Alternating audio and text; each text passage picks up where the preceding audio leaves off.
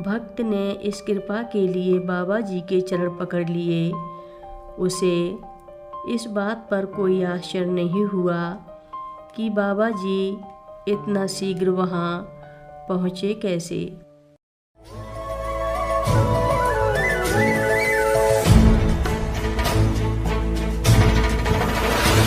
सिर मुकुट कुंडल तिलक चारु उदार अंग विभूषणम्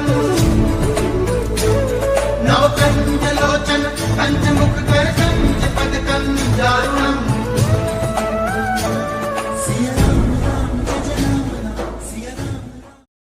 महाराज जी के आज के विशेषांक में रक्षा सूत्र परिवार के सभी सदस्यों का हार्दिक स्वागत है। तब भी आप मेरे ऊपर कृपा दृष्टि नहीं रखते। कैसी बात कर रहे हो तुम? बाबा जी बोले। ठीक ही तो कह रहा हूँ महाराज जी। ठीक नहीं कह रहे हो, गलत कह रहे हो। मैं कहीं भी रहूं तुम पर मेरी दृष्टि रहती है। बाबा जी बोले। क्षमा करेंगे महाराज जी, यह मैं कैसे मानूं कि आप मुझ पर इतनी महती कृपा करते हैं। मैं बताऊं? बाबा जी मुस्कुराकर बोले। कृपा होगी तुम्हें साक्षात मृत्यु से किसने बचाया था, विषैले सर्प के दंश से।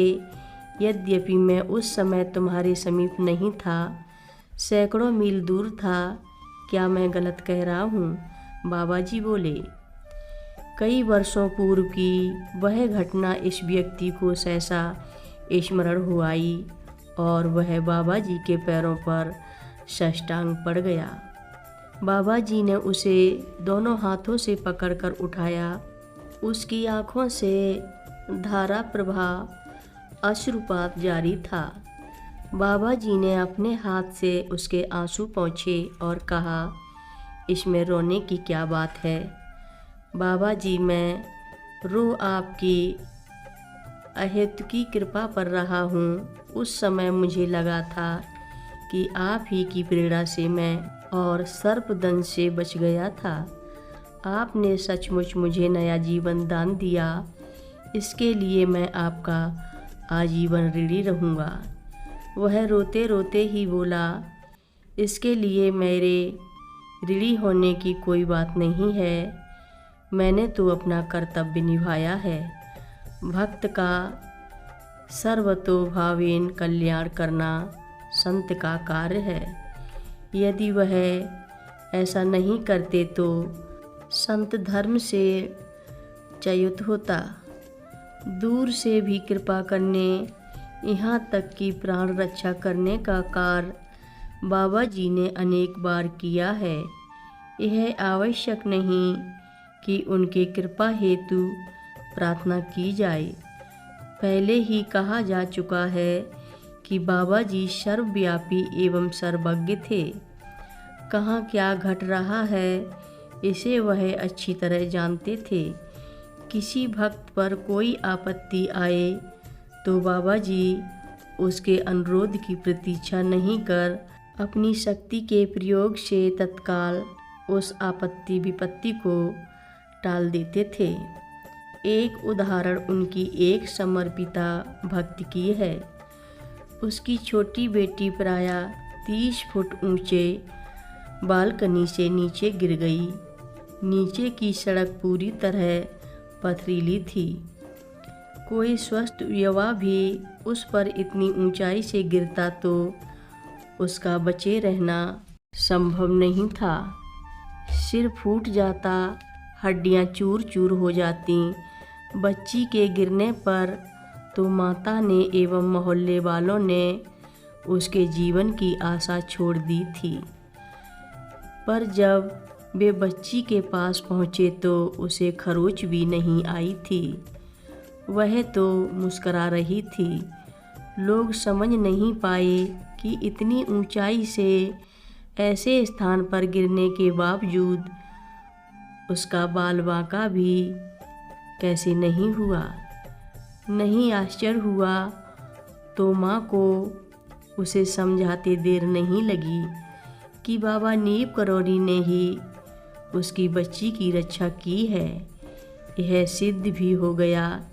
जब वह भक्ता अपनी बच्ची के साथ बाबा जी से मिलने पहुंची तो उसने इस घटना का वर्णन किया। वह पत्थर पर थोड़े गिरी थी। बाबा जी बोले। फिर भक्त ने पूछा, वह तो मेरी गोद में गिरी थी।